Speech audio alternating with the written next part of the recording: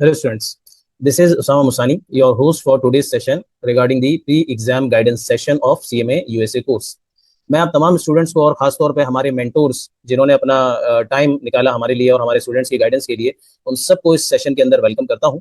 और इस सेशन के थ्रू हमारे स्टूडेंट्स और जो अदर CMA USA स्टूडेंट्स हैं उनको भी बड़ा बेनिफिट होगा इस सेशन से, और ख़ास तौर पे वो स्टूडेंट्स जो कि एग्जाम के लिए अपेयर होने जा रहे हैं।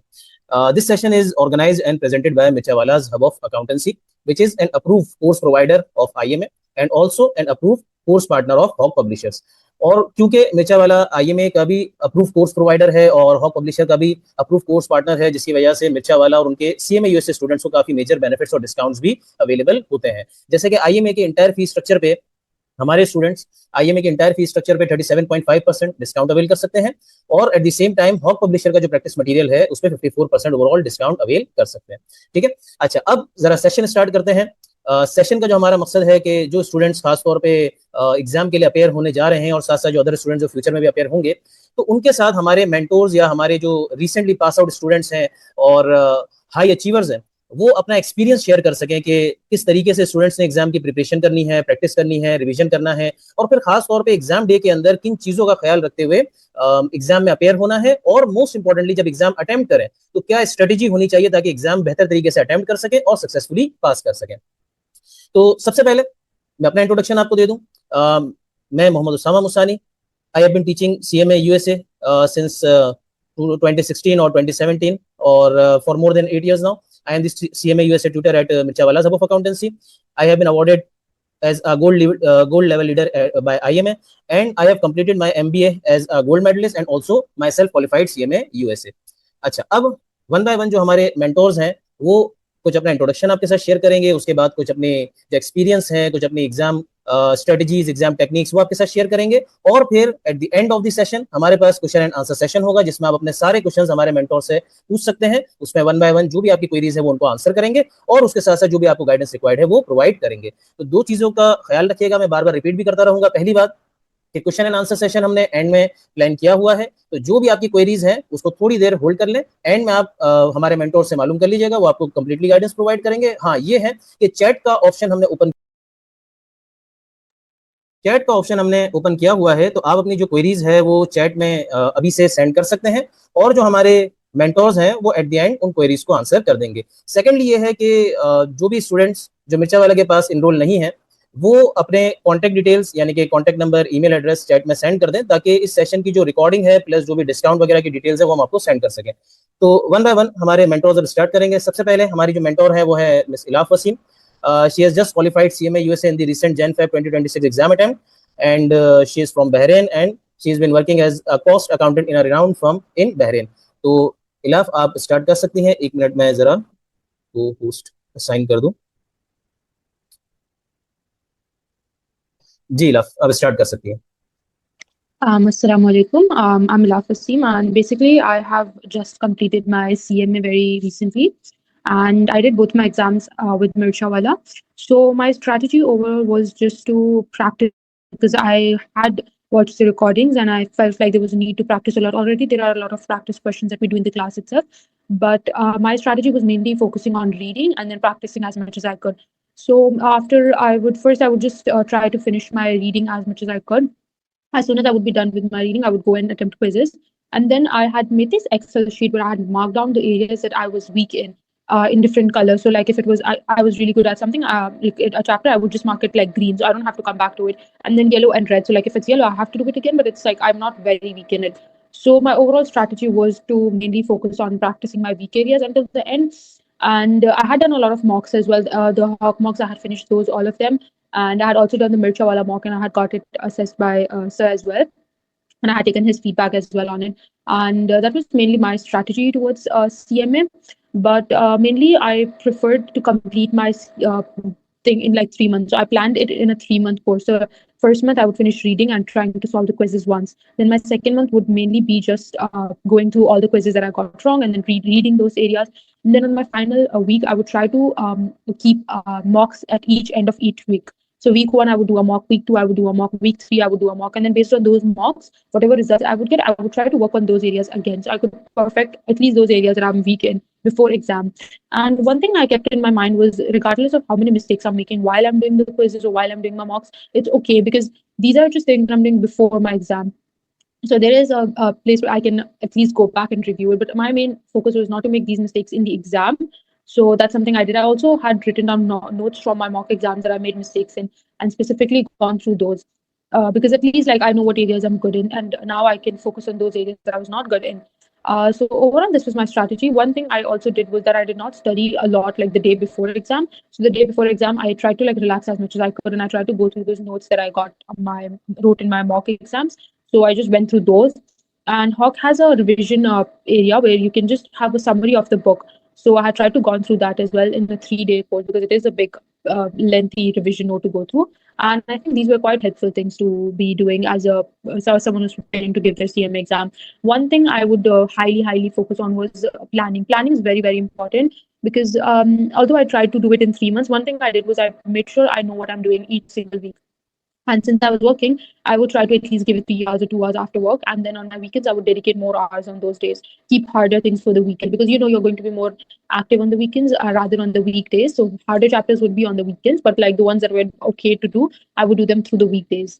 So this was my overall strategy on how I cleared my exams. Thank you Ilaf.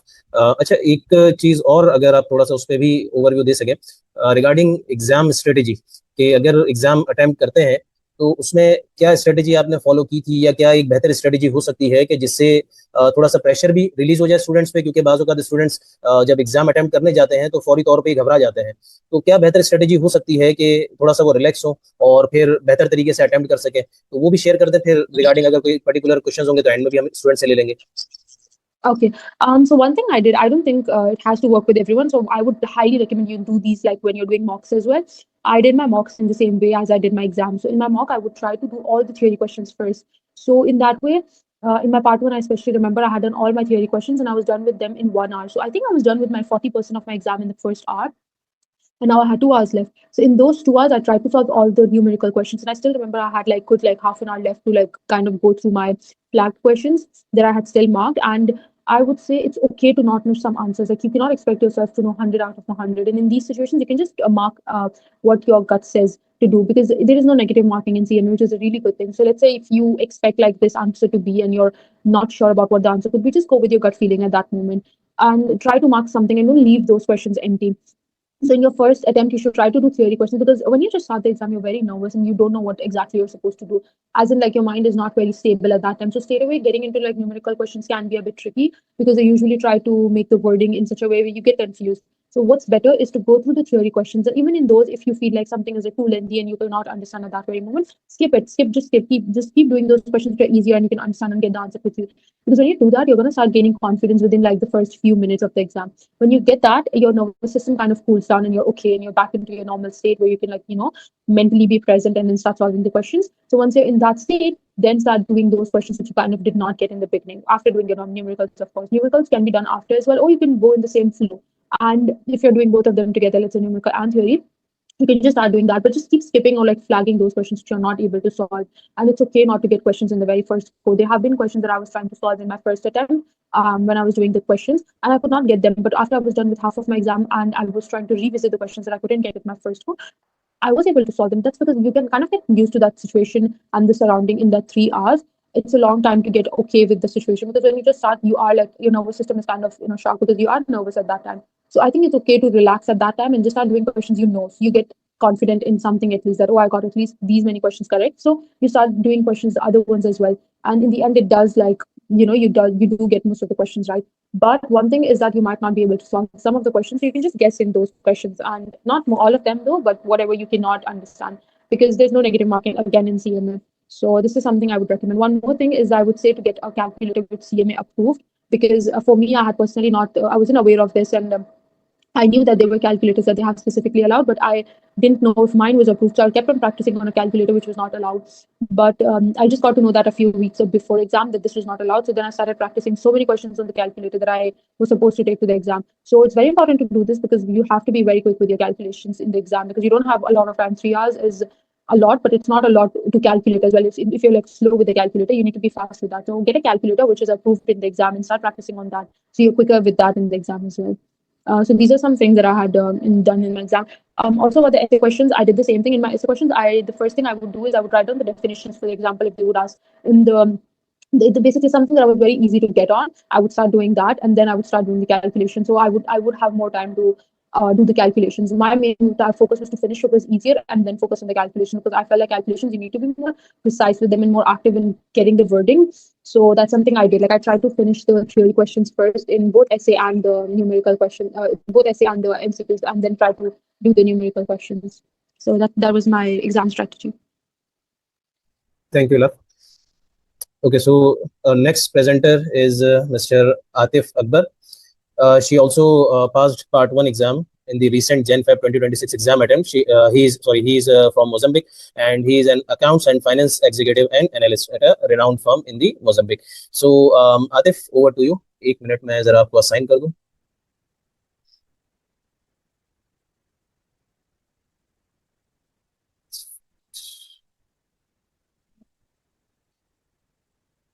ठीक है, आदिब आप start कर सकते हैं. Yeah, so Assalamu alaikum everyone. I'm Atif Ali and I'm basically from Pakistan, but I've been working in Mozambique since 2 years. About my CMA journey, it was very, like, I was having conversations with different institutions and I was having conversation with my friends, and they motivated me to start CMA or ACCA. Then I did a bit research on IMA portals, had a chat with Mirchawala team, and then I finalized that I must do CMA. So मैंने start किया था around June में. I gave around 6 months to prepare for my Part 1. Depend करता है कि आप कितना time देते हो एक दिन के अंदर. अगर आप 3 घंटे भी दे रहे हो, 4 घंटे भी दे रहे हो पर डे, तो आपका टाइम फ्रेम कम हो सकता है 3 महीने तक. लेकिन क्योंकि मैं काम भी कर रहा था साथ में, मुझे पढ़ना भी था, and considering the job situation here, मेरा सैटरडेज भी वर्किंग होता है, तो मेरे पास सिर्फ संडे का दिन होता था पढ़ने के लिए. सो पर डे मैं तकरीबन 1 से 1.5 घंटा दे देता था स्टडीज को, और बाकी जो भी होता था एक्स्ट्रा टाइम देना, एक्स्ट्रा रिविजन्स करना, वो मैं अपने संडे के लिए रखता था. How I studied CMA Part 1 was like, मैंने सबसे पहले मेरी स्ट्रैटेजी ये थी कि जितने भी मिर्चावाला के सेशन थे, जितने भी रिकॉर्डेड लेक्चर्स थे, पहले तो मैं वो कंप्लीट कर लूँ. ठीक है, वो मैंने स्टार्ट किए थे जून एंड से तकरीबन, और अराउंड दिसंबर मेरे सारे लेक्चर्स कंप्लीट हो चुके थे. अब लेक्चर्स में होता ही है बेसिकली कि अगर आपको कोई चीज़ समझ नहीं आती तो आप उसको वापस से पीछे जाकर सुनते हो. लेकिन मैंने ये नहीं किया था. मैंने ये किया था कि मैंने वन गो में पहले सारे लेक्चर्स सुन लिए थे. मैंने अपने पास मार्क कर लिए थे कि मुझे कौन कौन से पार्ट्स दोबारा से देखने हैं इन दी एंड. साथ ही मंथ एंड के ऊपर या वीकेंड्स के ऊपर मैं ट्राई करता था मैं कोई ना कोई सवाल सॉल्व कर लूँ randomly. Obviously we also have ChatGPT nowadays, so मैंने वहाँ से भी काफ़ी सारे क्वेश्चंस रिसर्च करके निकाले थे और मैंने उनको भी सॉल्व करने की कोशिश करी थी. मिर्चावाला के इटसेल्फ एक क्विज बैंक हमारे पास अवेलेबल होता है, हम उसको भी यूज़ कर सकते हैं सवाल को सॉल्व करने के लिए. सो ओवरऑल मेरा यही था. मैंने अपना एग्जाम पाकिस्तान में दिया था, कराची में.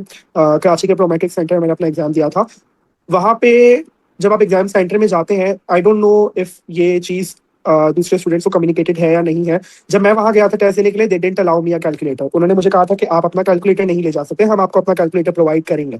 ठीक है, तो आप लोग थोड़ा सा अपने माइंड में वो चीज़ भी रखिएगा कि डिपेंड करता है, अगर प्रो मैट्रिक सेंटर चाहे तो वो मना भी कर सकते हैं. वैसे तो डॉक्यूमेंटेड है उनके लेटर्स वगैरह में भी कि कैलकुलेटर आप अपना ला सकते हैं, बट प्रो मैट्रिक सेंटर ज़्यादातर मोस्टली जो ना वो अपना कैलकुलेटर प्रोवाइड करते हैं. एग्जाम के लिए तो मैं ये बोलूँगा कि जितना हमें पढ़ना है वो हम कोशिश करें कि एग्जाम से 1 महीना पहले तक हम जितना पढ़ सकते हैं हम पढ़ लें, क्योंकि फिर वो जो 1 महीना का विंडो बचता है उसके अंदर हमें सिर्फ रिवीजन करना है. और एग्जाम से 1 हफ्ता पहले कोई भी न्यू चीज़, कोई भी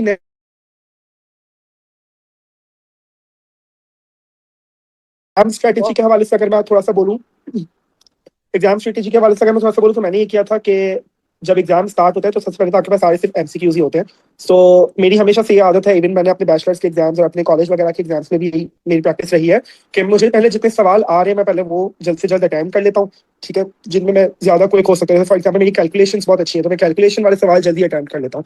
मैं अपने लिए मैं जितना भी थ्योरी वाला पार्ट है वो एग्जाम के एंड में रखता हूँ, क्योंकि थ्योरी के कॉन्सेप्ट्स में मैं थोड़ा सा वीक अपने आप को फील करता हूँ. Obviously I cleared my Part 1, but कुछ लोगों का होता है कि उनका न्यूमेरिकल अच्छा होता है, कुछ का होता है कि उनकी थ्योरी अच्छी है. तो मैं उनमें से जिनके न्यूमेरिकल पार्ट जो है ना वो बहुत अच्छा होता है. तो मेरा कैलकुलेशंस वाला पार्ट मैंने जल्दी कवर कर लिया था. हाँ, बीच बीच में थोड़ी थ्योरी की क्वेश्चंस आ रहे थे, तो वो भी जितने मुझे आ रहे थे मैं अटेम्प्ट करता गया.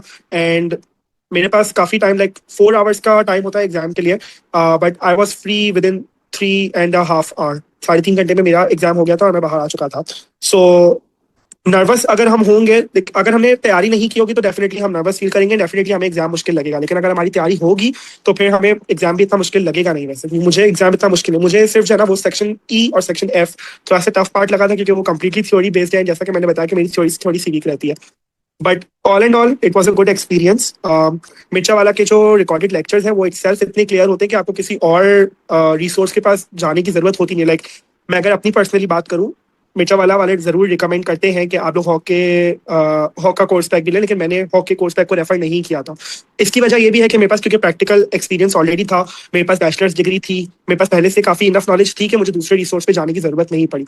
But depending upon your situation कि आपकी तैयारी किस तरह से है और आप किस तरह से उसको परसू करते हो, आप अपना सेकंड ऑप्शन कोर्स पैक जो है हॉक का वो आप ले सकते हो अपने पास। सो या it was all and all it was a good experience. Thank you. Thank you Atif. अच्छा, नेक्स्ट लास्ट हमारे जो मेंटोर हैं उन पे जाने से पहले मैं दोबारा रिमाइंड करा दूं कि क्वेश्चन एंड आंसर सेशन हमने एंड के लिए शेड्यूल किया है। तो जिन स्टूडेंट्स के जो भी क्वेश्चंस हैं वो चैट के अंदर शेयर कर दें, तो एंड में हम अपने मेंटोर से वन बाय वन वो क्वेश्चंस पूछेंगे और वो उसके जो भी अपने एक्सपीरियंस या गाइडेंस वगैरह है वो उसके मुताबिक शेयर करेंगे। सेकंडली, स्टूडेंट्स अपने जो कॉन्टैक्ट डिटेल्स हैं यानी कि कॉन्टैक्ट नंबर और ईमेल एड्रेस वो भी चैट में सेंड कर दें, ताकि इस सेशन की रिकॉर्डिंग प्लस IMA या हॉक के जो डिस्काउंट्स वगैरह हैं वो आपको हम सेंड कर सकें। ओके, सो हमारे जो थर्ड और लास्ट प्रेजेंटर हैं या मेंटोर हैं वो हैं इब्राहिम हसन।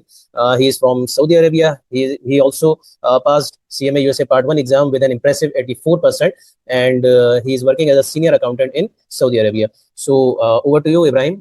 एक मिनट में आपको जरा साइन कर दूं पोस्ट। That's right. ठीक है इब्राहिम, आप अपना एक्सपीरियंस वगैरह शेयर कर सकते हैं।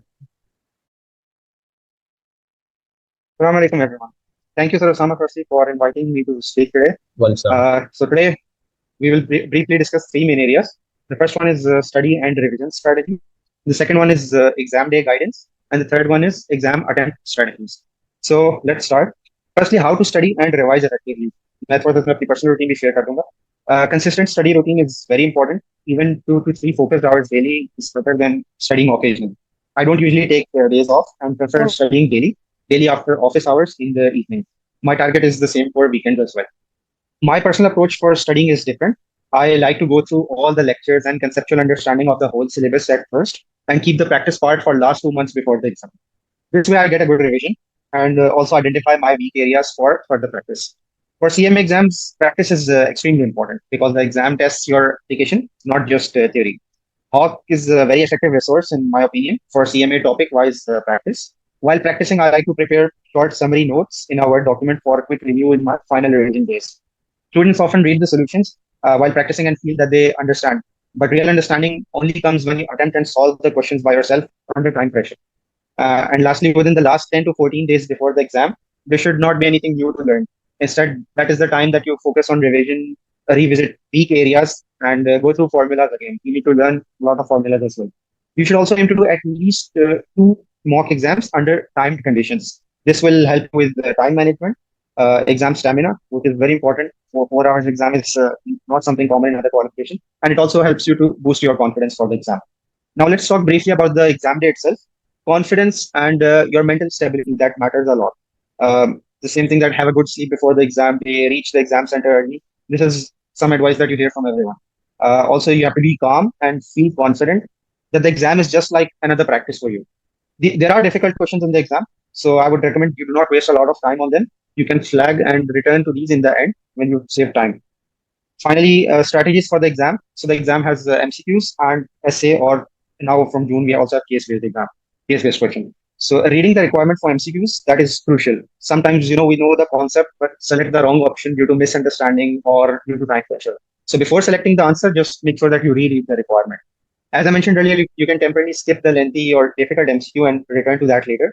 There is no benefit of wasting 5 to 6 minutes on one MCQ, and you can easily gain marks ahead. Final MCQ advice is to always make sure you attempt every MCQ before your exam is done, because there is no negative marking. So even a guess can give you a chance to score sometimes. Finally, for essay or case-based questions, we should carefully read the scenario and requirements. In essays, you should plan your answer and focus on writing good quality and use keywords in the exam, because quality is much better than writing lengthy. Presentation also matters, and you should always show your support, your workings, that how you reach the final answer. Case-based questions are very similar. just a little different, but we already have Sir Osama's detailed video on it. And lastly, I wish everyone who wishes to join this qualification or is doing it good luck. And I hope to see everyone succeed in this. Thank you, sir. Over to you. Thank you Ibrahim, thank you. So जो तीनों हमारे mentors हैं, उनकी जो experiences थे, उनकी जो advices थी, वो आपने सुनी और आपने ये देखा कि जो अपने पैटर्न्स हैं जो उनको ज्यादा बेहतर लग रहे हैं, उन्होंने वही फॉलो किए। इसकी कोई ये नहीं होता कि आपकी एक ही सिंगल स्ट्रेटेजी है, आपने वही फॉलो करनी है। अगर आप देखें तो जो एग्जाम अटेम्प्ट करने की स्ट्रेटेजी है तीनों स्टूडेंट्स की डिफरेंट ही रही है, ठीक है। अच्छा हाँ, ये हो सकता है कि एक ग्रुप ऑफ पीपल या लार्ज ग्रुप ऑफ पीपल को एक सिंगल स्ट्रेटेजी फॉलो करें, लेकिन यूनिवर्सल वो नहीं होती। ये डिपेंड करता है कि आपकी कौन सी स्ट्रेटेजी बेहतर चल रही है, तो आप वो फॉलो कर सकते हैं, ठीक है। अच्छा, अब जो हमारे मेंटोर्स थे उनसे क्वेश्चन आंसर से पहले कुछ इंपॉर्टेंट पॉइंट्स मैंने अपने पास नोट डाउन किए हैं, वो मैं दोबारा शेयर कर देता हूं ताकि वो आपको रिकॉल भी हो जाए और उससे रिलेटेड अगर कोई क्वेश्चन है पहले ही आंसर हो जाए। उसके बाद हम क्वेश्चन आंसर सेशन पे चलते हैं।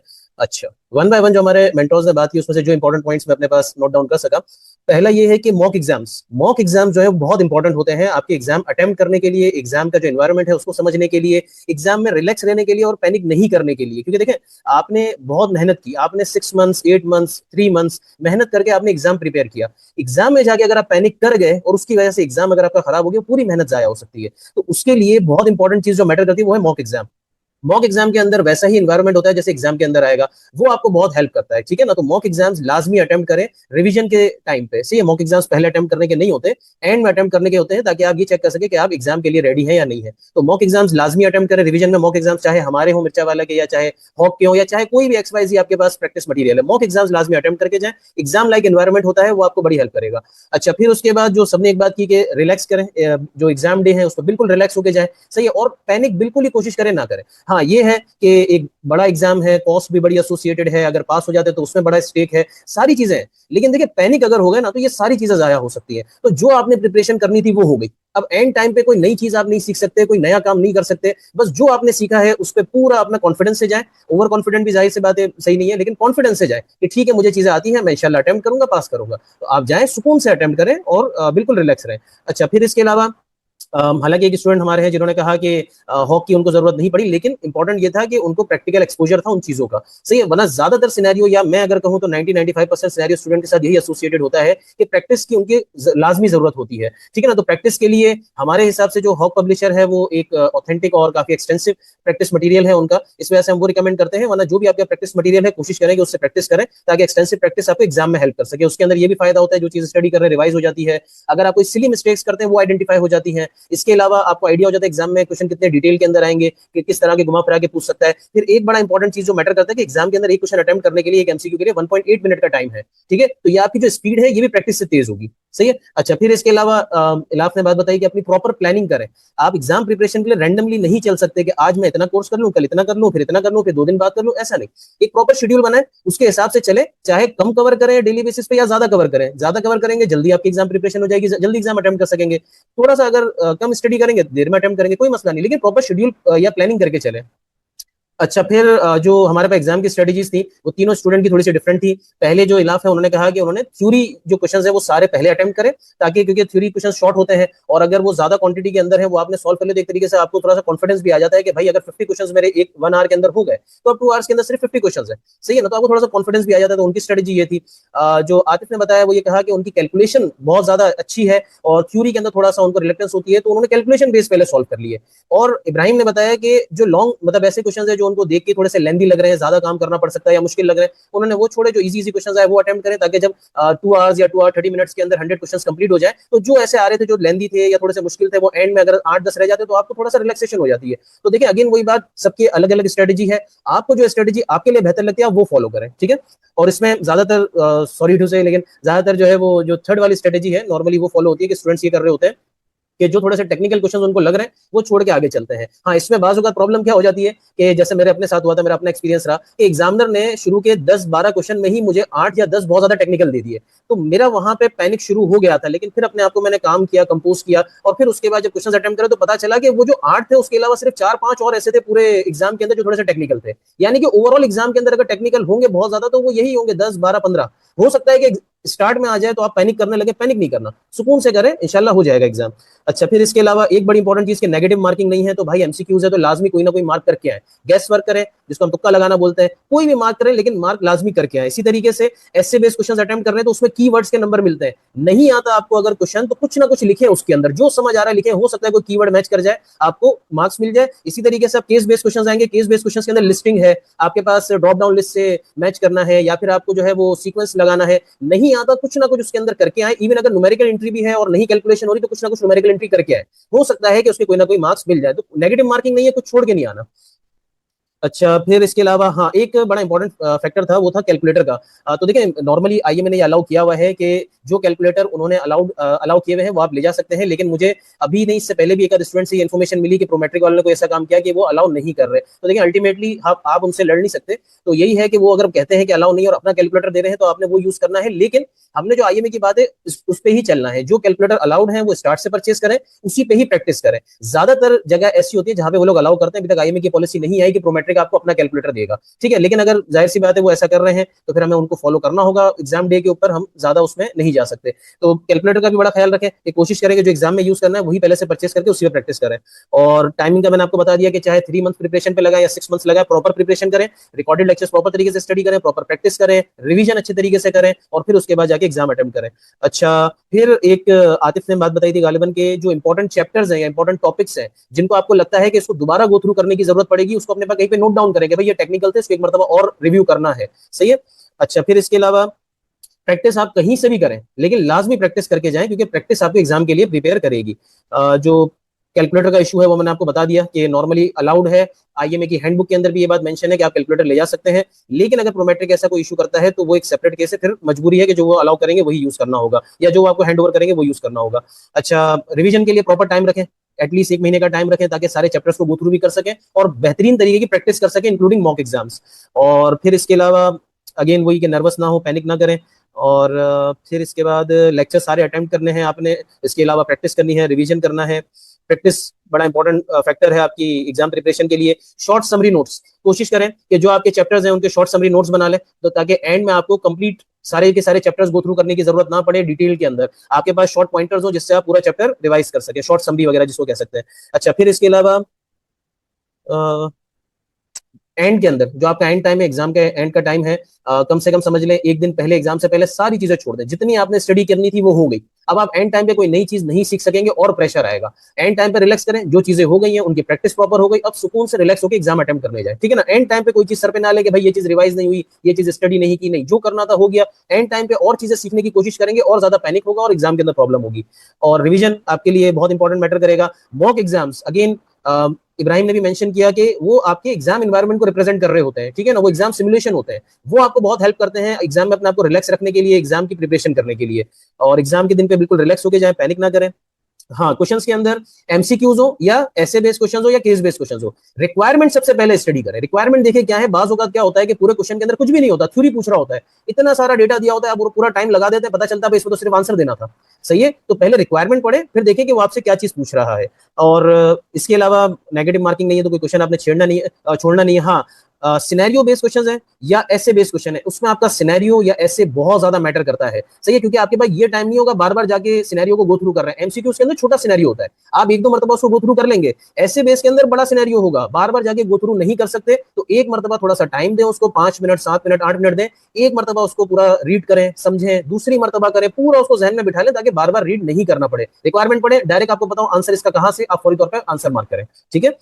और बाकी अगर ऐसे बेस्ड क्वेश्चंस हैं तो आप ऐसे पॉइंट्स कोशिश करें कि यूज करें कि जो कि एग्जामिनर के जो सजेस्टेड आंसर है उनसे मैच हो सके। अगर आपको आंसर नहीं आता तो एटलीस्ट कुछ ना कुछ मार्किंग आपको मिल सके। तो ये कुछ इंपॉर्टेंट पॉइंट्स थे जो हमारे मेंटोर्स ने मेंशन किए, सही है। अब इसके बाद जरा क्वेश्चन आंसर सेशन पे आ जाते हैं। तो आपके जो जो क्वेश्चंस है वो चैट के अंदर आप पूछ सकते हैं, 1 बाय 1 हम अपने मेंटोर से पूछते हैं, वो उनको आंसर कर सकेंगे। अच्छा, मेंटोर्स में जो भी आंसर करना चाहे तो आप अपना एक्सपीरियंस या अपनी गाइडेंस शेयर कर सकते हैं। अच्छा, पहला हमारे पास क्वेश्चन है कि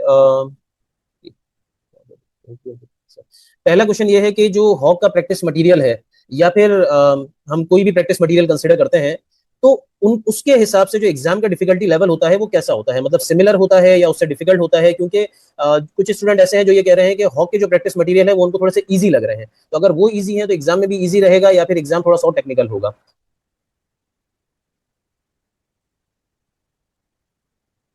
I would answer. I would like to answer it. I जी जी think it's not. Even I had the doubt that if the exam is going to be as difficult or is it going to be easy. I comparatively found Hawk to be having both easy and difficult questions. And in the exam, I think they're not all difficult questions and they're not all easy questions. It has an equal balance of difficult and easy questions. And I think it being difficult or easy is also very subjective. Like I could find a numerical hard, but like I think his name was Irtiza mentioned that he found numerical questions easy, but I would find them hard. So I think it's very subjective as well. And I also think that Hawk prepares its questions based on how IMA usually asks their questions. So I don't think it's really hard or it's easy. It's a mix of both. Like the exam is not only hard questions or only easy questions. Whereas I am even in the Hawk material, there are a bunch of questions which you will find hard, but there are also easy questions. So it is an overall like both hard and easy. And I don't think the exam is easy for one and hard for the other. You could just find questions that were easy for you, and for you then the exam becomes easy. But at the same time, I could attempt the exam and find questions that were harder for me, so I would consider the exam to be hard. So I would say it's very subjective, but I don't think it's either easy or hard. Like you cannot label it like that, because usually Hawk does derive its questions from the exam pattern as well, I'm assuming. Thank you Ilaf. तो देखिए बात वही है जो इलाफ ने कही है कि ये बड़ा सब्जेक्टिव मैटर है कि अगर आप ये कह रहे हैं कि हॉक के जो क्वेश्चंस हैं वो इजी हो रहे हैं तो हो सकता है कि किसी एक एरिया के अंदर शायद आपकी एक्सपर्टीज अच्छी हो तो वो आपको इजी लगे, और अगर दूसरे एरिया में आप जाएं और वहाँ पे एक्सपर्टीज अगर इतनी अच्छी नहीं हो या वहाँ की नॉलेज या आपकी स्टडी इतनी अच्छी नहीं हो तो हो सकता है कि वो आपको थोड़ा सा डिफिकल्ट लगे। लेकिन ये नहीं होता कि अगर किसी का भी प्रैक्टिस मटीरियल है वो बहुत ज्यादा ईजी क्वेश्चन देंगे, क्योंकि उनको क्वेश्चन ऐसे रखने हैं जो एग्जाम को रेप्लीकेट करें, और इसीलिए हॉक IMA के भी अप्रूव कोर्स प्रोवाइडर है, अप्रूव प्रैक्टिस मटीरियल प्रोवाइडर है। ठीक है, तो ऑब्वियस सी बात है कि ऐसा नहीं होता कि हॉक के क्वेश्चन ही एग्जाम के अंदर पूछे जा रहे हैं, लेकिन अगर IMA ने उनको अप्रूव किया है तो उनका डिफिकल्टी लेवल देख के ही अप्रूव किया होगा कि जो डिफिकल्टी लेवल हॉक ने रखा है वैसा या शायद थोड़ा सा उससे चैलेंजिंग एग्जाम में आ सकता है। And similar case with the exam के अंदर ऐसा नहीं होता कि सारे क्वेश्चंस बहुत एक ही लेवल के आ रहे हो, डिफरेंट लेवल्स होते हैं। कुछ क्वेश्चंस वो बिल्कुल लोअर लेवल के यानी कि स्ट्रेट फॉरवर्ड पूछ लेते हैं, कुछ क्वेश्चंस नॉर्मल होते हैं जिसमें नॉर्मल आपसे वर्किंग करा लेता है, और कुछ क्वेश्चंस ऐसे लाजमी होते हैं जो थोड़े से हायर लेवल के हो। इसीलिए कोई भी स्टूडेंट जब एग्जाम अटेम्प्ट करता है तो उनसे आप ये बात लाजमी सुनेंगे कि भाई कुछ क्वेश्चंस ऐसे लाजमी थे जो उनको थोड़े से चैलेंजिंग का मतलब नॉर्मल जो सिनेरियो था उससे थोड़े से ज्यादा चैलेंजिंग लगे। सही है, तो नॉर्मली हर आपकी प्रोफेशनल क्वालिफिकेशन के अंदर ऐसे क्वेश्चंस लाजमी होते हैं जो थोड़े से हायर लेवल के होते हैं। सही है ना, तो ये सिनेरियो है। बाकी ये है कि जो हॉक की प्रैक्टिस है वो आपको एग्जाम की प्रिपरेशन के लिए अच्छा प्रिपेयर कर सकती है। अच्छा, सेकंड क्वेश्चन हमारे पास है। अच्छा, इससे रिलेटेड अगर कोई और हमारे मेंटोर कोई बात करना चाहे तो डायरेक्टली वो बात कर सकते हैं। ठीक है, अच्छा सेकेंडली ये पूछा है कि why you choose Hock material, तो हॉक का प्रैक्टिस मटेरियल क्यों आपने चूज किया है?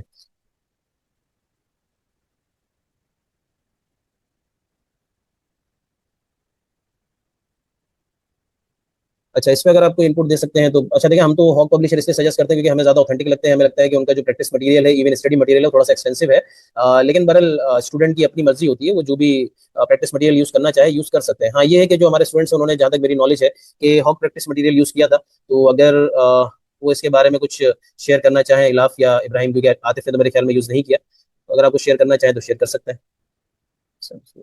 मैं इसी पे ऐड करना चाहूंगा। जी जी मैंने CMA स्टार्ट करने से पहले तो हमें नहीं आइडिया था कि कौन सा प्रैक्टिस मटेरियल यूज करना चाहिए, और जैसे हमने मिर्चा वाला से कांटेक्ट किया, CMA स्टार्ट किया, तो उन्होंने हमें ये रिकमेंड किया कि आप हॉक का मटेरियल यूज करें। और after I used Hock for part 1, मेरा एक्सपीरियंस यही है कि इससे काफी अच्छी प्रैक्टिस हो जाती है, और टॉपिक वाइज भी आप जा सकते हैं। आप सेक्शंस बने हुए उसमें A B C, और उसके हिसाब से आप उनको अटेंड कर सकते हैं, और वो आपको रिक्वायर करता है कि आप 80% स्कोर करें, तब वो आपको अगले यूनिट पे लेकर जाएगा। लेकिन अगर आप नहीं स्कोर करते तो आप री अटेम्प्ट करेंगे, उससे जाहिर है आपकी प्रैक्टिस अच्छी होती है। और फिर आपको आंसर, जहाँ पे आपके गलत आंसर भी होते हैं, वहाँ पे नीचे उसकी डिटेल में एक्सप्लेनेशन होती है, कैलकुलेशन होती है। तो मेरा एक्सपीरियंस ये था कि उससे अच्छा मटेरियल तो नहीं है, और इट्स वेरी हेल्पफुल। ठीक है, थैंक यू इब्राहिम। तो देखिए, हम तो जाहिर सी बात है हॉक सजेस्ट करते हैं, तो इस वजह से हमारा तो अपना एक सेपरेट ही सिनेरियो है। बाकी जो स्टूडेंट्स जो प्रैक्टिस मटेरियल यूज किया है वो ज्यादा बेहतर एक्सप्लेन कर सकते हैं, जैसे कि इब्राहिम ने आंसर किया। अच्छा, एक और हमारे पास क्वेश्चन है कि कुछ स्टूडेंट्स ये कहते हैं कि जो लेक्चर्स हैं और प्लस प्रैक्टिस है वो इनफ है, और जो लेंदी बुक्स हैं उनको गो थ्रू करने की जरूरत नहीं है। जबकि कुछ अदर स्टूडेंट्स हैं वो ये कहते हैं कि भाई अगर प्रोफेशनल डेवलपमेंट करनी है, स्किल्स डेवलप करने हैं, तो या इफेक्टिव लर्निंग अप्रोच की अगर हम बात करें, तो जो लेक्चर्स हैं वो भी आप स्टडी करें, प्रैक्टिस मटेरियल को भी फॉलो करें, यानी कि प्रैक्टिस भी करें, और उसके साथ साथ जो आपके बुक्स है वो भी डिटेल के अंदर गो थ्रू करें। ठीक है, तो ये इससे रिलेटेड जो हमारे मेंटोर्स हैं वो कुछ आंसर करना चाहे तो आंसर कर सकते हैं। मतलब सिंपल इसमें सिनेरियो ये आ गया कि बुक्स का इन्वॉल्वमेंट ज्यादा जरूरी है या नहीं है। ओके, इस पर मैं जवाब देना चाहूंगा। जी जी जैसा कि मैंने कहा था कि मैंने सबसे पहले जितने भी रिकॉर्डेड लेक्चर्स थे वो पूरे किए थे, और मैंने मार्क किए थे कि कौन से ऐसे टॉपिक्स हैं जिसमें मुझे दोबारा से रिव्यू जरूरत पड़ेगी। तो जो दोबारा से रिव्यू करने वाले टॉपिक्स थे ना, मैंने उनके लिए रीडिंग प्रेफर करी थी कि मैं हो सके तो उनको रीड कर सकूं। ऑब्वियसली इतनी बड़ी बड़ी मोटी मोटी बुक्स देखकर या इतने ज्यादा बड़े लेक्चर्स देखकर भी जो ना वो स्टूडेंट्स अक्सर नर्वस हो जाते हैं। ठीक है, सो अगर हम उसको नैरो डाउन कर सके, ऑब्वियसली हमारे पास, अगर हम किसी से बात करें, अगर हम किसी को सुने तो वो ज्यादा इफेक्टिव होता है बनस्बत इसके कि आप उसको रीड कर रहे हो। तो मेरी पहली प्रेफरेंस इसीलिए ये थी कि मैं रिकॉर्डेड लेक्चर्स कंप्लीट कर लूँ।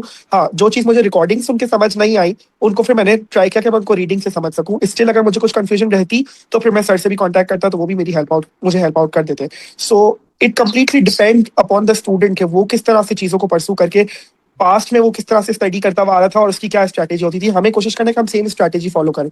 सिर्फ सीएमए के लिए हमें अपनी स्ट्रैटेजी चेंज करने की जरूरत नहीं। अगर हम पहले रीडिंग करते हुए आ रहे हैं हमेशा से कि हमें रीडिंग से ज्यादा अंडरस्टैंडिंग हो जाती है, आप रीडिंग से कंटिन्यू करो। अगर आपको लगता है कि नहीं यार लेक्चर्स इंपॉर्टेंट, मतलब मुझे लेक्चर से समझ आता है, तो आप लेक्चर्स सुन के जो ना फिर आगे नेक्स्ट स्टेप रीडिंग पे जा सकते हो। तो जिस तरह की स्ट्रैटेजी आप हमेशा से यूज करते हुए आ रहे हो उसी स्ट्रैटेजी को आप सीएमए के लिए भी यूज करो, तो वो आपके लिए ज्यादा बेनिफिशियल रहेगा। सही, थैंक यू। और कोई मेंटर अगर इसमें कुछ ऐड करना चाहे तो कर सकते हैं। I think I agree with Atif because the CMA textbook is around like roughly around 600 pages big. I did give it a read. I wouldn't say I did not, but I think I personally prefer reading, and I do understand more better when I'm reading. Like he said, you know, it depends completely on you on what kind of understanding you hold better. So some people they prefer watching lectures, and some prefer reading. But recently, I was speaking to one of the students, and she had contacted me asking me some doubts.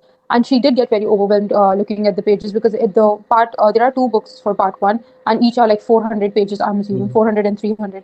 So it's a very lengthy book. So if you're like having a very busy schedule and then expecting yourself to read it, I think that is a bit complicated. So I would say that it's better if you just mark down those areas which you feel like you're very weak in, or you still did not get understanding even after watching videos, and then giving it a read.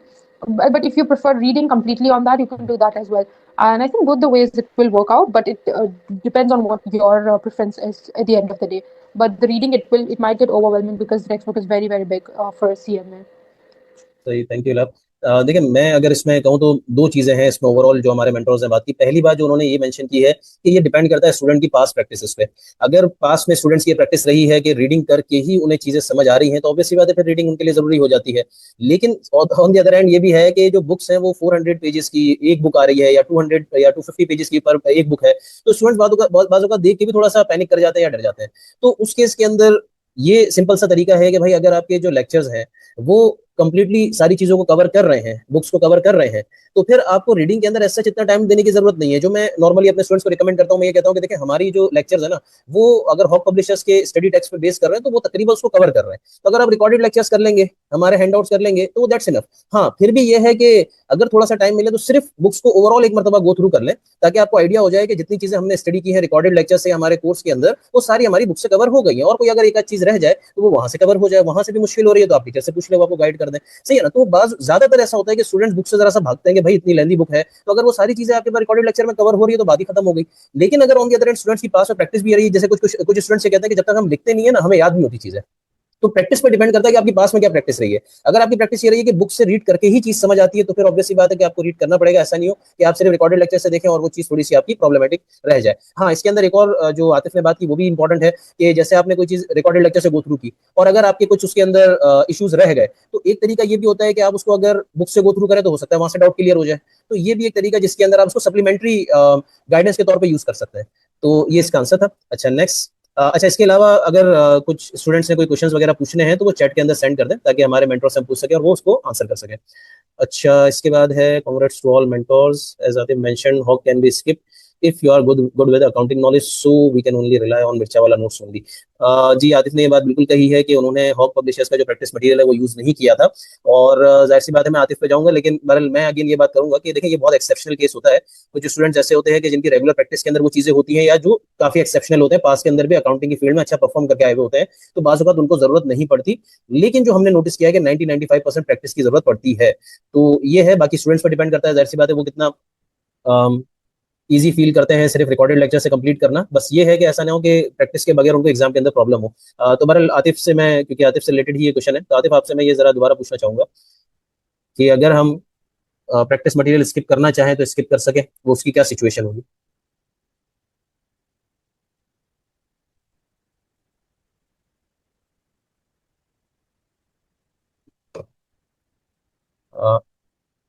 Atif अगर आप available हैं तो answer कर सके। Check कर लो आतिफ।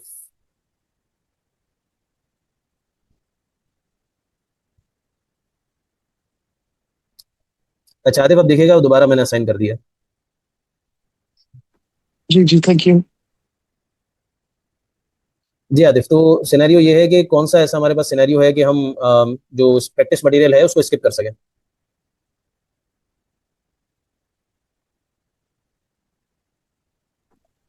कौन सा ऐसा सिनेरियो है जिसमें हम प्रैक्टिस मटेरियल को स्किप कर सके? जी मतलब आई ये कि डोंट जैसे थिंक आपने सो। कहा ना कि मुझे रिक्वायरमेंट नहीं पड़ी, तो उससे हाँ, related. Okay okay okay, for that I would say कि अगर आपने पहले अगर बैचलर्स डिग्री की हुई है, जैसे मेरी बैचलर्स की डिग्री अकाउंटिंग एंड फाइनेंस में है, तो काफ़ी सारी चीज़ें ऐसी हैं जो मैं पहले से पढ़ चुका था, और सीएमए के अंदर मुझे उनके सिर्फ रिवीजन की नीड थी, और उसके बाद मैंने कुछ नए कॉन्सेप्ट्स भी डेवलप किए थे।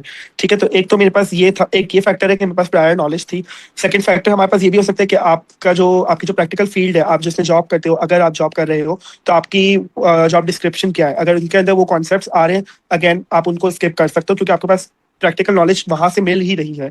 ठीक है। थर्ड, मैंने हॉक इसीलिए रेफर नहीं किया क्योंकि मेरे पास मिर्चा वाला के नोट्स अवेलेबल थे, मेरे पास मिर्चा वाला की क्वेश्चन बैंक अवेलेबल थी, प्लस जब मैंने आईएमए में रजिस्टर करवाया था, मेरे पास आईएमए का स्टूडेंट सपोर्ट पैकेज मुझे रिसीव हुआ, उसके अंदर भी एम्पल अमाउंट ऑफ क्वेश्चंस और आंसर्स अवेलेबल थे। ठीक है, एंड क्योंकि मैं दूसरी कंट्री में ट्रैवल करके एग्जाम के लिए जाता हूँ, मेरी सारी चीजें बुक हो चुकी थी, तो मेरे पास इतना अवेलेबल टाइम भी नहीं था कि मैं किसी तीसरे सोर्स को, हॉक को जो है ना वो रेफर कर सकूँ। तो मैंने अपना कंप्लीट ध्यान जो है ना उसमें लगाया था, कंप्लीट फोकस मैंने अपने उन क्वेश्चंस को सॉल्व करने में लगाया था, एंड देन मुझे नीड नहीं पड़ी। हालांकि मुझे रिकमेंड किया गया था कि मैं ले लूँ, ट्राई कर लूँ, बट ऑल एंड ऑल जिस हिसाब से मेरी तैयारी थी, आई वॉज कॉन्फिडेंट इनफ कि मुझे नीड नहीं पड़ेगी, एंड शुक्र अल्हम्दुलिल्लाह कि मुझे रिक्वायर्ड नहीं हुआ। ये चीज मैं पार्ट टू के लिए नहीं कह सकता, क्योंकि मैंने अभी तक पार्ट टू की तैयारी अभी तक मैंने स्टार्ट नहीं किया। बट यस, अगर मुझे वहां डिफिकल्टी आने लगी, मुझे ऐसा हो रहा है कि नहीं भाई, मुझे और क्वेश्चंस चाहिए, मुझे और ज्यादा तैयारी की जरूरत है, then definitely I will go for Hock programme. सही। देखिए बात इसमें यही है, या कंक्लूजन इसका यही है कि डिपेंड करता है कि जो चीज़ आप स्टडी कर रहे हैं उसकी आपकी नॉलेज कितनी स्ट्रांग है। बाज़ औक़ात ऐसे कॉन्सेप्ट्स होते हैं जो आपने काफ़ी मर्तबा स्टडी किए होते हैं, काफ़ी डिटेल में स्टडी किए होते हैं, मतलब लाइक अदर जो प्रोफेशनल क्वालिफिकेशंस है उसके अंदर अच्छे लेवल पे आपने किए हुए हैं, तो बाज़ औक़ात आपको ज़रूरत नहीं पड़ती, आप डायरेक्ट जाके एग्जाम भी अटेम्प्ट कर लेते हैं। काफ़ी स्टूडेंट ऐसे हैं जो डायरेक्टली एक मर्तबा गो थ्रू करके जाके एग्जाम अटेम्प्ट करते हैं, पास भी कर लेते हैं। लेकिन उसकी उनकी प्रायर नॉलेज या तो बहुत स्ट्रांग होती है, या करंट जो उनका प्रोफेशनल इन्वायरमेंट होता है वहाँ पे वो चीज़ें उनके साथ एसोसिएटेड होती है। अगर ऐसी चीज़ आपके पास आ रही है, जैसे आतिफ ने भी बताया कि पार्ट टू में वो जाते हैं और ऐसे कॉन्सेप्ट्स हैं जो पास में अगर या तो स्टडी नहीं किए या स्टडी किए हैं तो थोड़े जो हायर लेवल है जो इसमें रिक्वायर्ड है उसके लेवल के नहीं है, या करंटली उनके साथ प्रोफेशनल लाइफ में एसोसिएटेड नहीं है, तो हो सकता है कि उनको भी जरूरत पड़ जाए। तो ये आपके ऊपर डिपेंड करता है कि आपको कितना कॉन्फिडेंट लगता है विदाउट प्रैक्टिस आप अटेम्प्ट कर सकते हैं या नहीं। ठीक है ना, तो ये सारी अपने चीजें कुछ ध्यान में रखनी होगी। अच्छा, एक और क्वेश्चन ये है कि what is section E and section F. ये पार्ट वन की मेरे ख्याल में बात हो रही है कि जो सेक्शन ई और सेक्शन ए एफ है थ्योरी के, उनको अच्छे से समझ लें और नोट्स को गो थ्रू ना करें। मतलब कि आप ये कह रहे हैं कि रिकॉर्डेड लेक्चर से उसको प्रॉपर तरीके से समझ लें और नोट्स से गो थ्रू ना करें। तो अगेन मेरे ख्याल में तो वही बात है कि हालांकि रिकॉर्डेड लेक्चर्स और नोट्स के अंदर नॉर्मली सेम ही चीज होती है, लेकिन नोट्स के मतलब रिकॉर्डेड लेक्चर से बाज़ औक़ात कोई चीज समझ नहीं है तो उसका फिर हमारे पास सेकेंडरी चीज होती है वो बुक या नोट्स ही होते हैं जिससे हम देखते हैं। बहरहाल जो थ्योरी है उसके अंदर तो लाजमी मैं रिकमेंड करता हूँ कि आप प्रैक्टिस लाजमी करें, क्योंकि थ्योरी के अंदर तो वो बहुत ज्यादा आगे पीछे करके घुमा फिरा के पूछ सकता है। कैलकुलेशन तो आपको आइडिया है कि नॉर्मली एक लिमिटेड ही स्कोप होता है, उसी में ही पूछता है, आप उसको टैकल भी कर लेते हैं। लेकिन थ्योरी का प्रॉब्लम आ जाती है, तो उसके लिए तो मेरे ख्याल में बेहतर है कि आप प्रैक्टिस कर लें तो वो ज्यादा बेहतर है, और जो ऐसा चैलेंजिंग प्रैक्टिस मटेरियल हो उससे मेरे ख्याल में काफी बेनिफिट होगा। अच्छा, फिर एक और हमारे पास क्वेश्चन है वही एग्जाम स्ट्रेटेजी से रिलेटेड के एग्जाम की स्ट्रेटेजी हमने क्या रखनी है। अच्छा, पहले क्वेश्चन पे जाने से पहले मैं अगेन जो हमारे स्टूडेंट्स हैं उनको ये बात बोल दूं कि अगर आपने कोई क्वेश्चंस वगैरह हमारे मेंटोर से पूछने हैं तो आप चैट में सेंड कर सकते हैं, और फिर हमारे जो मेंटोर्स हैं वो उसको आंसर कर सकेंगे। अच्छा, तो क्वेश्चन ये था कि एग्जाम में क्वेश्चंस अटेम्प्ट करने की स्ट्रेटेजी मतलब यही है कि किस तरीके से अटेम्प्ट करें कि पैनिक वगैरह ना हो या फिर कोई इशू ना हो। तो देखें अगेन वही बात कि तीनों हमारे मेंटर्स की डिफरेंट स्ट्रेटेजी रही है। एक ने जो है वो थ्योरी वाले पहले अटेम्प्ट कर लिए ताकि ज्यादा क्वेश्चंस कम टाइम में अटेम्प्ट हो जाए और एक कॉन्फिडेंस आ जाए कि चलो अब कम क्वेश्चंस बचे। दूसरे हमारे मेंटोर थे, उन्होंने कहा कि मेरी जो कैलकुलेशन है ज्यादा स्ट्रॉन्ग थी, तो उन्होंने कैलकुलेशन बेस पहले अटेम्प्ट कर लिए ताकि कैलकुलेशन वाले जो हैं जो उनकी स्ट्रॉन्ग एरिया है वो कवर हो जाए तो उनको कॉन्फिडेंस आ जाए। तीसरे जो मेंटोर है उन्होंने कहा कि भाई जो डिफिकल्ट लग रहे थे वो हमने छोड़ दिए, वो फिर एंड के लिए रख दिया। एंड के अंदर हमारे पास जो टाइम बचा उसके अंदर लिमिटेड क्वेश्चंस हमारे पास होते हैं, तो वो अगेन कॉन्फिडेंस आ जाता है कि भाई अच्छे खासे क्वेश्चंस मेरे पहले हो चुके हैं, करेक्ट भी हो गए, अब ये थोड़े से बचे हैं, इसको अब आंसर करना है और टाइम भी ज्यादा है, तो थोड़ा सा रिलैक्सेशन हो जाता है। तो देखिए स्ट्रेटेजीज डिफरेंट है, जो चीज इंपॉर्टेंट इसके अंदर निकल के आ रही है वो क्या आ रही है, आपने ऐसी स्ट्रेटेजी फॉलो करनी है जिससे आप पैनिक ना करें, आप रिलैक्स हो जाए। आपको देखना पड़ेगा कि आप किस सिचुएशन के अंदर ज्यादा रिलैक्सेशन या ज्यादा रिलैक्स फील कर सकते हैं, ठीक है ना। तो आपने वो स्ट्रेटेजी फॉलो करनी है, बाकी हर एक की अपनी स्ट्रेटेजी होती है। अच्छा, फिर इसके अलावा केस बेस्ड क्वेश्चन का देखें, अभी सिनेरियो ये है कि अभी इंप्लीमेंट हुआ है या फिर आगे इंप्लीमेंट होना है। तो अभी हमारे मेंटोर जो हैं उन्होंने ऐसे बेस ही अटेम्प्ट किए थे, और केस बेस के अंदर जाहिर सी बात है कि हमारी वीडियो भी उसके अंदर बनी हुई है, उसमें हमने यही बताया कि आपको थोड़ा सा रेफरेंस पॉइंट मिल जाता है तो थोड़ा सा बेहतर भी हो जाता है कि आपको वो ड्रॉप डाउन लिस्ट के अंदर से ही सिलेक्ट करने हैं, आपको जो है वो ड्रैग एंड ड्रॉप करना है, सीक्वेंस लेके आनी है, और अगर कैलकुलेशन है तो न्यूमेरिकल एंट्री करनी है, तो उसके अंदर थोड़ा सा आपको रेफरेंस पॉइंट मिल जाता है। बहरहाल उसका एक डिसएडवांटेज छोटा सा ये है कि जहाँ पे ऐसे बेस के अंदर कोई क्वेश्चन आपके पास ऐसा आ जाता था कि जो आपको बिल्कुल ही नहीं पता, अपनी तरफ से आप कुछ भी लिख के आ सकते थे, तो यहाँ पे थोड़ा सा वो ड्रॉबैक हो गया है कि आप अपनी तरफ से लिख के नहीं आ सकते। बहरहाल अगर आपको रेफरेंस पॉइंट मिल रहे हैं, जस्ट लाइक एमसीक्यूज वो बन रहा है, तो आप उसके अंदर नेगेटिव मार्किंग नहीं है तो कुछ भी मार्क करके आ सकते हैं, सही है ना। तो ये है, और इंशाल्लाह जो हमारे next student case based attempt करेंगे और पास करेंगे, तो वो मेरे ख्याल में शायद उसकी थोड़ी सी बेहतर गाइडेंस दे सके कि किस तरीके के केस बेस्ड क्वेश्चन आते हैं और क्या तरीकेकार होता है अटेम्प्ट करने का, सही है। अच्छा, फिर इसके अलावा अच्छा एक क्वेश्चन हमारे पास है रिवीजन स्ट्रेटेजी से रिलेटेड, मतलब हमने ये बात की कि रिवीजन को आप प्रॉपर टाइम दें, तो प्रॉपर टाइम देने का क्या मतलब, और रिवीजन किस तरीके से करना है, तो ये अगर मेंटोर आंसर करना चाहे।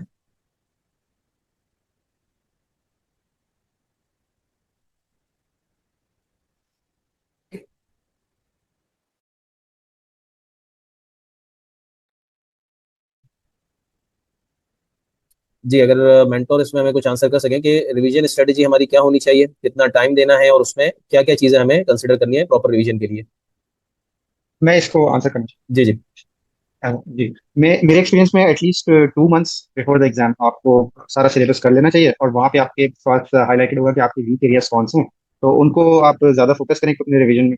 और दूसरा, अपने सारे सिलेबस में सारा सिलेबस आपने कवर कर लिया होगा, और उसमें आप सिर्फ अपनी एग्जाम प्रैक्टिस पे फोकस करें। जैसे मैंने टू मंथ्स का आपको बताया, उसमें मैं अपने प्रैक्टिस करा था, और साथ ही मेरे पास हाईलाइटेड था कि मेरे वीक एरियाज कौन से हैं, ज़्यादा वो थियोरेटिकल थे, और उसी को मैं उसके शॉर्ट नोट्स बना रहता था, साथ साथ सीएमए की प्रैक्टिस करता रहता था। सीएमए की आंसर सॉल्यूशंस में वो जो उसने मेंशन किया हुआ था मेरे आंसर जहाँ पे सही नहीं होते थे, उसमें सीएमए की सॉरी हॉक की एक्सप्लेनेशन मैंने देखी, उसको कॉपी पेस्ट कर लिया एक वर्ड डॉक्यूमेंट में, और वो वही पे मैं रिवाइज करता था एग्जाम डे से भी पहले। तो ये मेरी रिवीजन स्ट्रेटेजी थी, एटलीस्ट 2 मंथ्स आपको चाहिए बिफोर द एग्जाम। सही, थैंक यू। और कोई मेंटोर अगर इसमें ऐड करना चाहे, वरना फिर हम नेक्स्ट क्वेश्चन लेते हैं। So, Maybe vision was also ji something like his. I basically would plan on. I had an Excel again, which I marked down areas which I was weak in. So I first went through and did all the questions that I got wrong in my first try when I was solving, and then I would focus on mocks. Like I planned how to give my mocks every week. So my main revision was focused around the things that I got wrong in my mock, because I wasn't able to figure out exactly what I need to practice again. So I thought if I do mocks, it would help. Of course, I finished studying once for all, and then I would redo those question areas, like those chapters like in Hawks. You have sub chapters as well under part A, B, C. So I would reread those chapters and then try solving questions again. So this was something that I did. I didn't particularly sit and practice some topics, like as in like a whole, like because it's a lot. So I would just try to solve mocks and then do it. Like you just have 3 mocks in Hawk, and then I also have one for Mirchawala. So I planned it like that. Like a month, I had 4 mocks to do. So I planned a mock each week, and then like do my practice based on that. Like when you're doing questions, you know what areas you're weak in. So I would understand it at that time, and then try practicing based on what I experienced when I was doing a mock, because it's basically like you're writing an exam. So I didn't want to go through that in my exam. So I tried to take it from the mock and then start practicing during the time that I had, like my 1 month that I was going to practice and do my revision in. ठीक है, thank you love. अच्छा, next एक question हमारे पास है, और इसमें तो मेरे ख्याल में शायद हो सकता है सारे हमारे मेंटर्स का डिफरेंट ओपिनियन हो, पर हॉक के एमसीक्यूज हर सेक्शन के बाद प्रैक्टिस करें, या वी शुड प्रैक्टिस, या we should first complete all the lectures and then practise the Hock, मतलब हर चैप्टर के बाद हॉक की प्रैक्टिस करें, हर सेक्शन के बाद करें, या पूरा कोर्स कंप्लीट हो जाए और फिर एंड में हॉक की प्रैक्टिस करें, इसका आंसर चाहिए।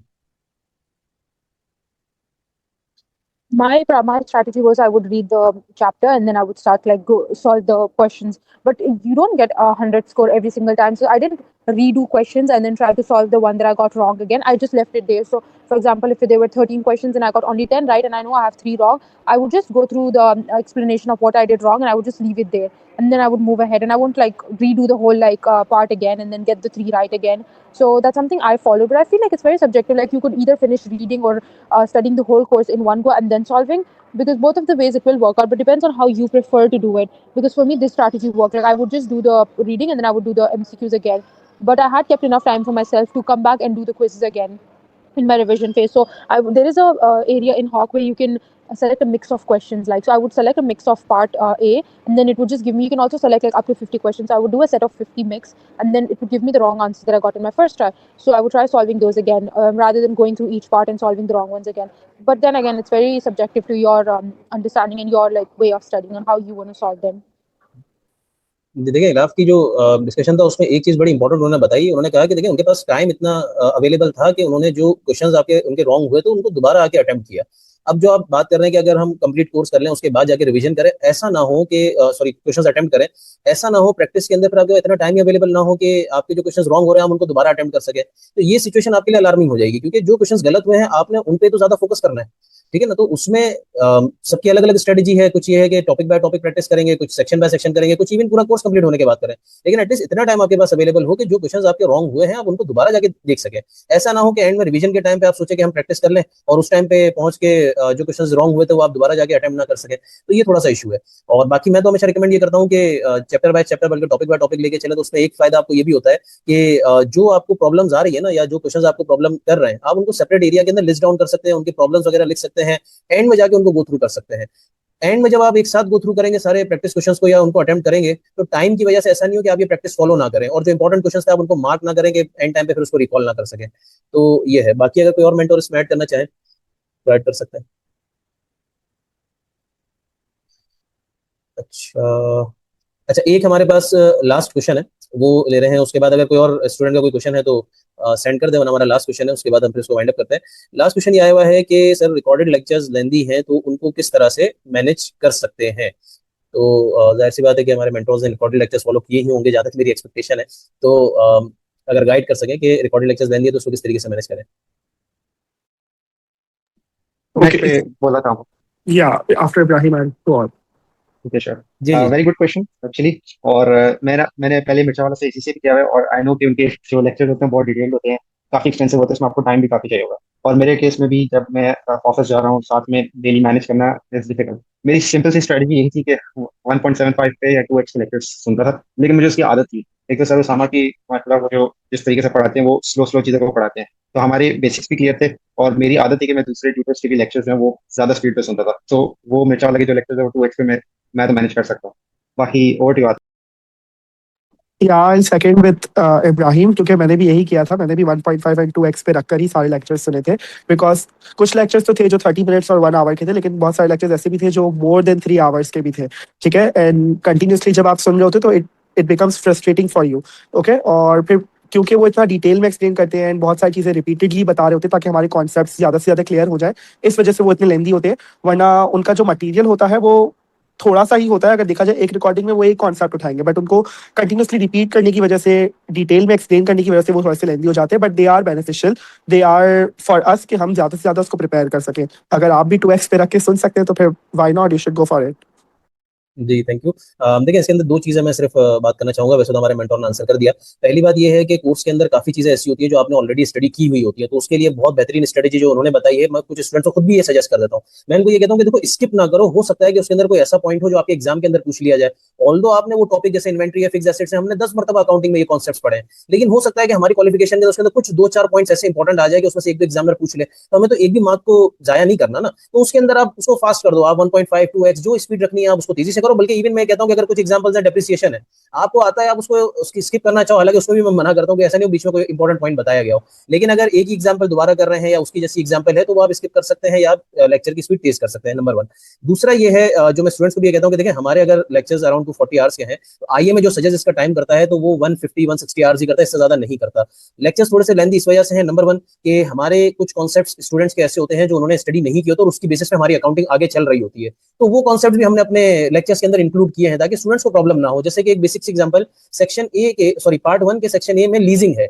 लीजिंग का अगर आप हॉकी बुक के अंदर चैप्टर देखें तो 3 या 4 पेज का है, लेकिन वो आपको समझ ही नहीं आएगा जब तक आप उसकी एक्सटेंसिव कैलकुलेशन नहीं समझेंगे। अब वो हमें डालनी पड़ गई, जिसकी वजह से हमारा उसके अंदर 4 घंटे 5 घंटे के लेक्चर्स ऐड हो गए। इसी तरीके से बॉन्ड्स की डिस्काउंटिंग वगैरह या एमोटाइजेशन वगैरह, तो कुछ ऐसे कॉन्सेप्ट्स हैं जो स्टूडेंट्स को हमारे स्टडी नहीं पता होते, तो वो ऐड करने की वजह से थोड़ा सा टाइम इंक्रीज हो जाता है। दूसरी प्रॉब्लम ये आती है कि जैसे उन्होंने बताया कि कुछ चीजें मैंने उसके अंदर रिपीट की है, और रिपीट करना कुछ स्टूडेंट्स के लिए पड़ जाती है क्योंकि कुछ ने जाहिर सी बात उस लेवल पे स्टडी नहीं की होती जितनी दूसरे स्टूडेंट्स ने की होती है, तो वहां बाजू का थोड़ी सी एडिशनल एग्जांपल्स थोड़ा सा उसको रिपीट करने की जरूरत पड़ जाती है। और बाजू का मैं खुद भी कोशिश कर रहा होता हूँ कि ये बार बार रिपीट करके स्टूडेंट के जहन में बैठ जाए, क्योंकि मुझे आइडिया है बाजू का एग्जामिनर वो चीजें पूछ लेता है। तो ये है, अब आप इसको मैनेज करना चाहें तो इसका बेहतरीन तरीका यही है कि स्किप ना करें कोई चीज, हाँ स्पीड तेज कर लें।